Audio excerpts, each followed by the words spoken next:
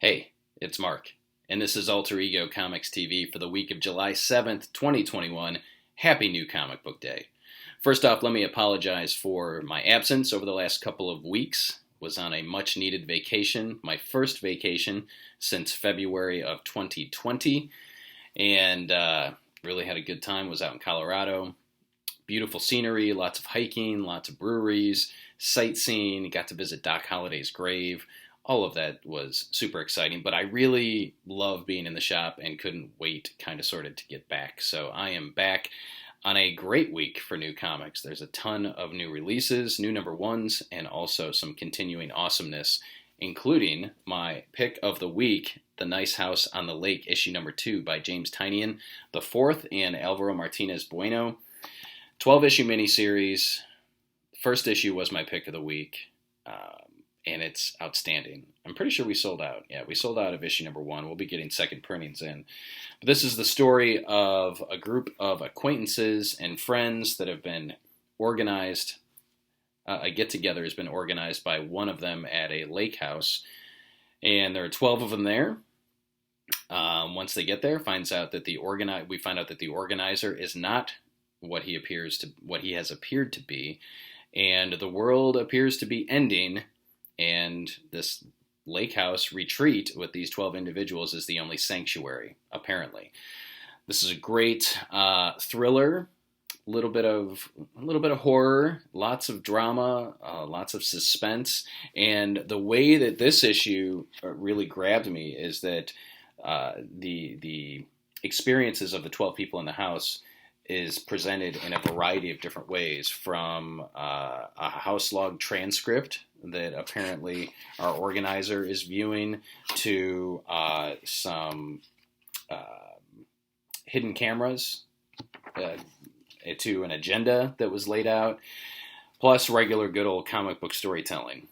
So most of you that picked it up are probably sticking with it and have probably been looking forward to issue number 2. But if you haven't picked up The Nice House on the Lake yet, I highly recommend it. And again, there will be a second printing of issue number 1 coming out very soon.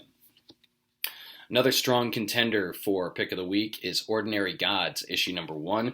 This is written by Kyle Higgins, the writer of Radiant Black, among other things. Artist is Felipe Watanabe.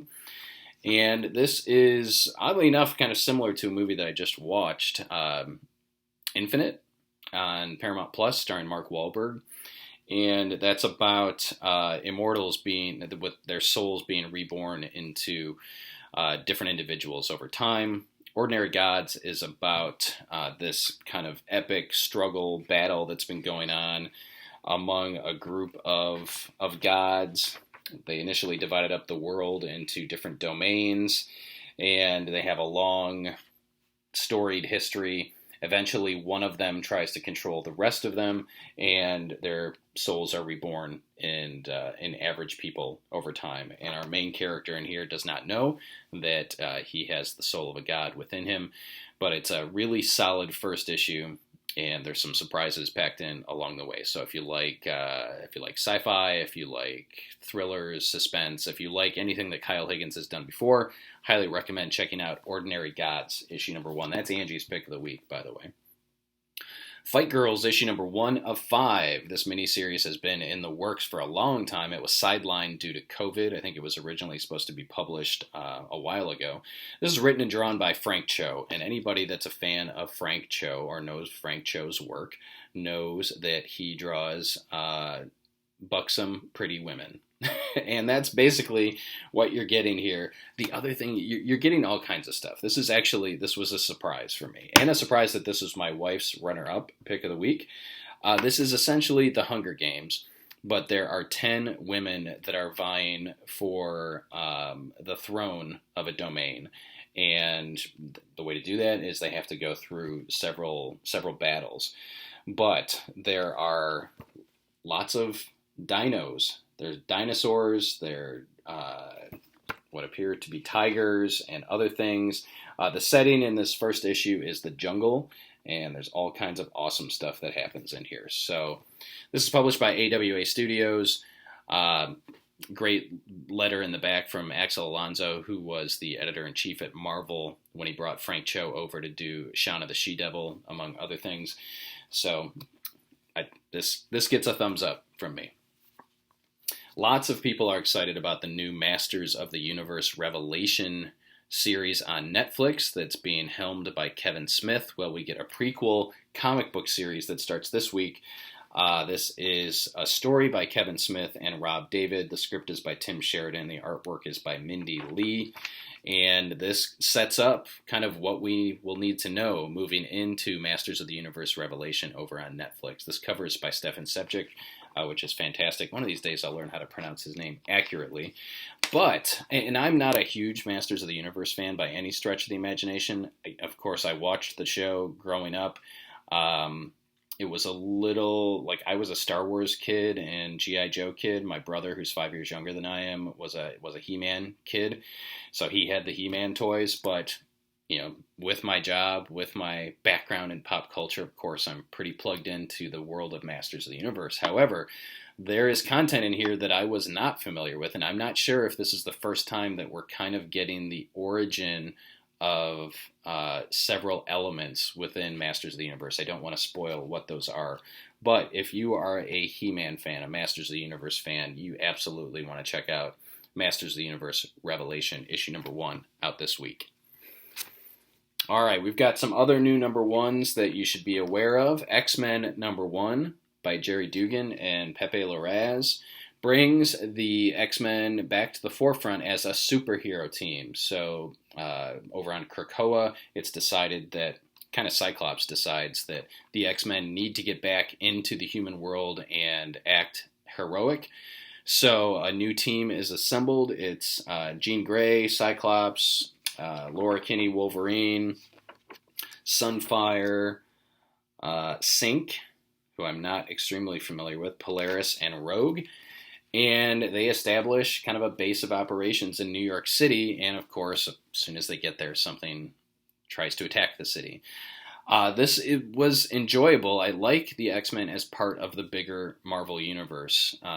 Hickman has done some amazing stuff with the X-Men in their own kind of little world of Krakoa. But to me, the X-Men are an essential part of the Marvel universe. And this kind of brings that back into play.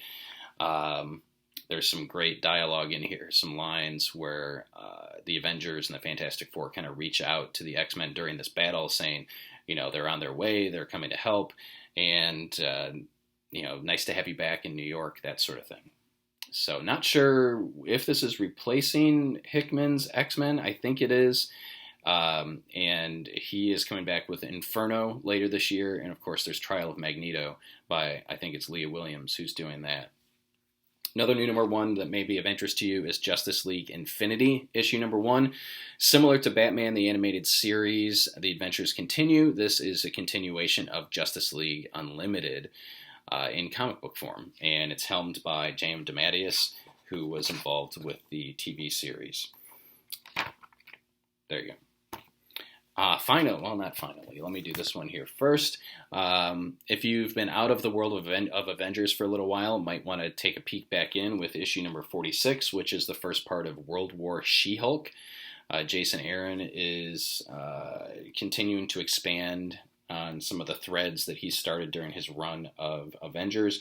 And in this one, the Red Guard, I think they're still called the Red Guard, the Soviet superhero team, is on a mission to bring Jennifer Walters to justice. And we find out that there may be a traitor at the Avengers compound. I dug it. I've been out of Avengers for several issues, but I jumped back in with this and enjoyed it. And finally, we get a facsimile edition of Werewolf by Night, issue number 32, which features the first appearance of Moon Knight. And Moon Knight anticipation and excitement is at an all-time high with the Oscar Isaac TV show in the works. Again, this is an exact reprint of Moon Knight, or of Werewolf by Night number 32, with all the ads and letters pages and that sort of fun stuff. Also, not in my wheelhouse, but many of you may be in that wheelhouse, Skybound X is out this week, issue number 1. This is a weekly series published by Skybound, which is Robert Kirkman's publishing imprint, and features all things Skybound, including a new Rick Grimes story, Rick Grimes 2000, Part 1. We also get an Ultra Mega story, Manifest Destiny, and then Clementine, which I believe is a character that was introduced in the Walking Dead video game, makes her first comic book appearance in this. So Skybound X #1 is out. Several graphic novels that I recommend this week, including Symbiote Spider-Man, King in Black. I'm loving all the Symbiote Spider-Man stuff by Peter David and Greg Land. This one features the Black Knight, Rocket Raccoon, Null, Kang, and the Watcher. What is not to love? Super, super awesome. And there's a new one coming out that I had read in advance, sneak peek of issue #1, that I'm excited about too. So anyway, Symbiote Spider-Man, perfect for any Spider fan, but especially if you were reading Spider-Man in the mid-1980s, like this old guy. If you're a Hellboy fan, we get Hellboy Universe Essentials Volume 1. This is a collection of Hellboy stories handpicked by creator Mike Mignola and some of the other Hellboy artists and writers. Stories and art by Mignola. I guess, these are all Mike Mignola stories. So this is a great intro to the character of Hellboy, or if you're a longtime Hellboy fan, it's a great way to assemble some of the best Hellboy stories in one convenient collection. And finally, Stranger Things and Dungeons and Dragons, the graphic novel, is available, and this shines the light into a corner of the Stranger Things universe that we have not seen on any of the Netflix episodes, and that's how the boys got interested in D&D. And while that may sound somewhat boring, it is absolutely not, and this is a fantastic story for fans of Stranger Things and or D&D. What did I tell you? Amazing week, and that's just the tip of the iceberg. So head out to your local comic shop and pick up some of these new releases and more. If you like this week's episode, please give a thumbs up, like the episode, leave a comment, let me know where you're watching from if you have any questions for me, and make sure to subscribe so that you're kept in the loop. Get notifications every time a new episode is uploaded, since, as we've seen over the last 2 weeks, sometimes I'm not entirely consistent. Don't forget, you can join me live here on YouTube and on our Facebook page, 7 p.m. Eastern Time every Wednesday for our live sale, so I will be back there tonight, offering this week's new releases and other goodies. Have a great rest of your week, and I'll see you again soon.